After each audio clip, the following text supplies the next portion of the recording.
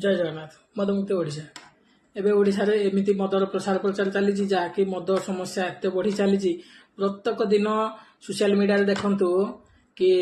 आज मद पी कोठी छोट झील सहित बलात्कार होती कोठी पेट्रोल ढाई मारिदे कोठी निशाशक्त अवस्था आसी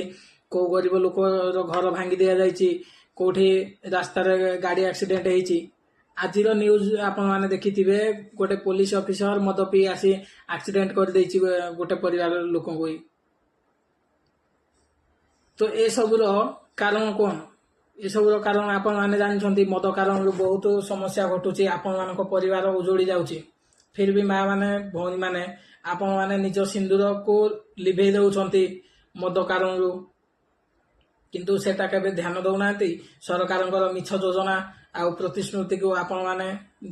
प्रत्येक दिन देखुछंती आ तांको ही प्रोत्साहन कराउछंती सरकार ओडिशा को कहउछंती राजस्व आसीबा पई मद व्यापार करिया पई ओडिशा रे जदि राजस्व आसुची ताले एते एक्सीडेंट जो ए सब मरुछंती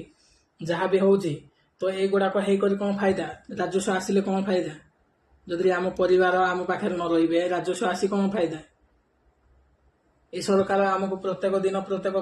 दिन ही आमको मिछ प्रतिश्रुति एमिति दउची